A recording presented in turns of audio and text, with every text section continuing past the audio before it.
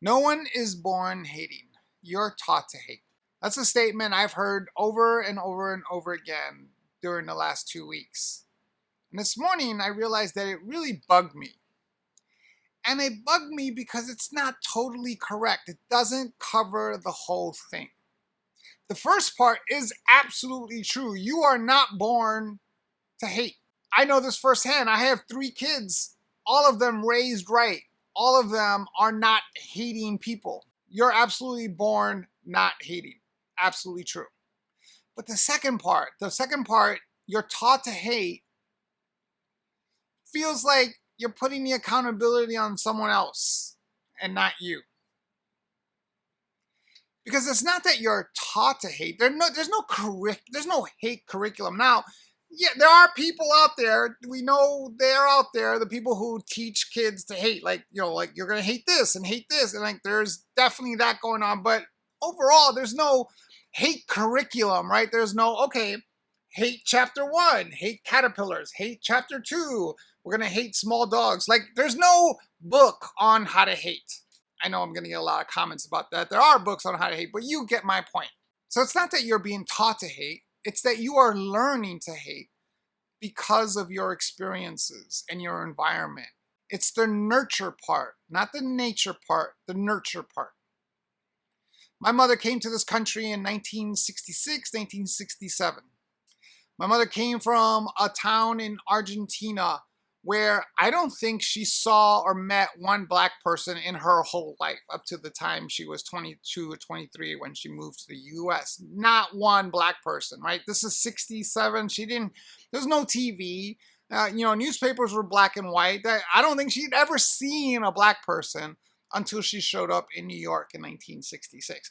And think about what New York looked like in 1966, 1967. We're in the middle of the civil rights movement. We're in the middle of a civil unrest that you're seeing and happening across the country. We're in the middle of this massive migration from the south up to the cities in the north. And my mother gets plopped right in the middle of that. And then she hears stories. The black people are the criminals. The black people are the ones who are going to hurt you. That's what she's hearing, those stories. She's watching those stories on the news.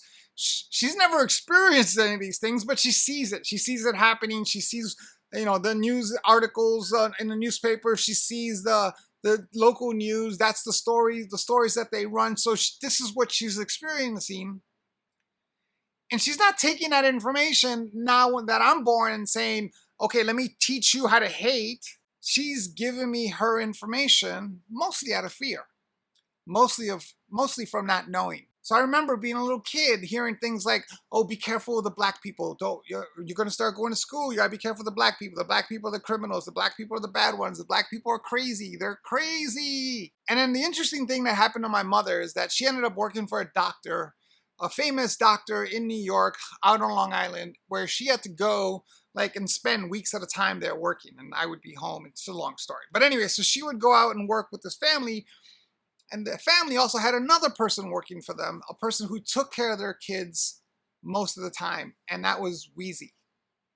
Typical, stereotypical black woman from the South who made the most amazing meals, had the most amazing language, the most amazing twang to her voice. I remember very vividly. I don't remember how old she is, but in my head, she's this black old woman with gray hair. And my mother had to work with this person every day for weeks at a time. And they got closer and they got closer and they got inseparable. And this woman, this Wheezy, turned into my mother's mother. And the way she talked about her was not like those early years. The way she talked about her and her family and the people in her life, it was real. And in all the years that I have known my mother, I'd never seen her more crushed, more upset, more devastated than when Wheezy finally died. Wheezy was her life. And I remember when President Barack Obama got elected, I remember talking to my mother about that. And the first thing she said was, I wish Wheezy could see this. This would make her so proud. It's not that my mother was taught to hate. It's that the nurture of her experiences provided the opportunities for her not to understand and to be fearful. And it's the same nurture, the same experiences, the same knowledge that she used to get over it. And so this idea that you're taught to hate isn't true. What's true is that you learn to hate.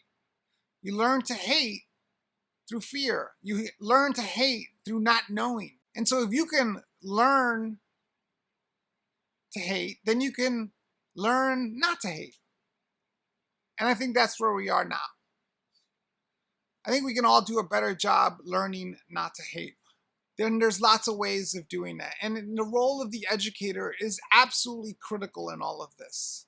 Because for me, it wasn't just in books, it wasn't in the stories, it was in my lived experience. My friends were, we used to joke, our parents were off the boat, all our parents, not just the black parents, not just the Latino parents, the Yugoslavian parents, the Greek parents, all our parents were like off the boat. We were all first generation Americans. And we all cared about the same things. Our parents wanted the same outcomes for us. That diversity was important. And if you don't get that experience, what would happen to me if I didn't get that experience?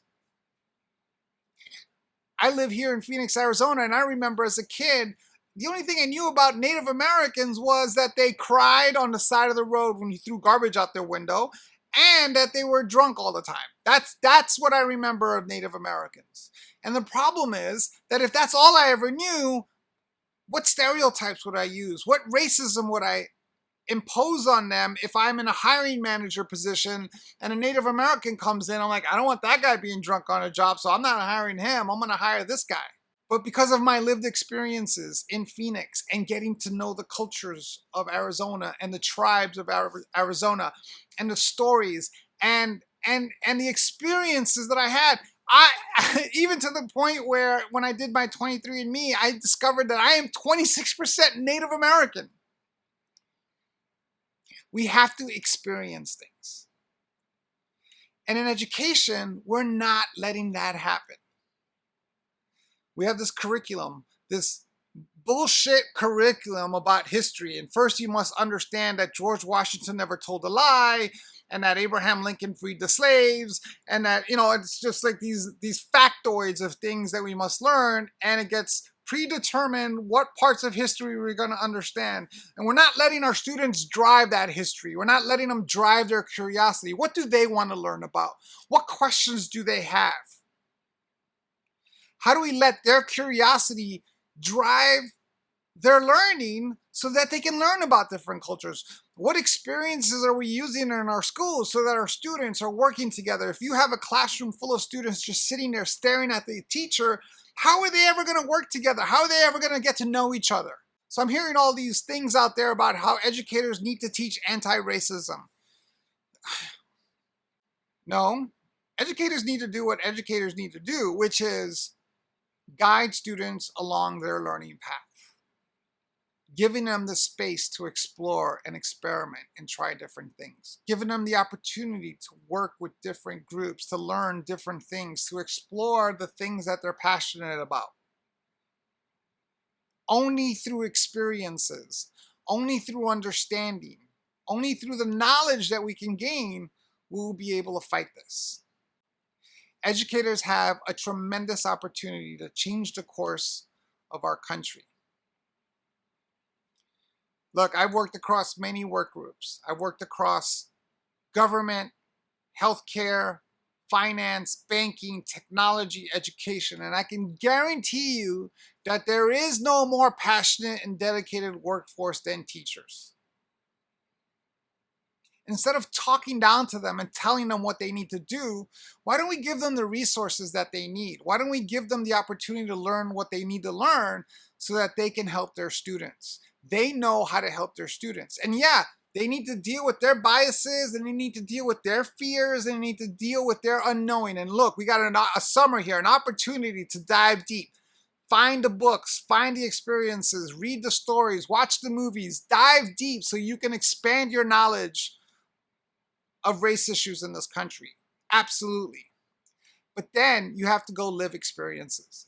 You have to go collaborate with people who don't look like you. You have to go work with people who are from different cultures. You have to experience all of that and understand that it's okay to ask questions and it's okay to say what you want.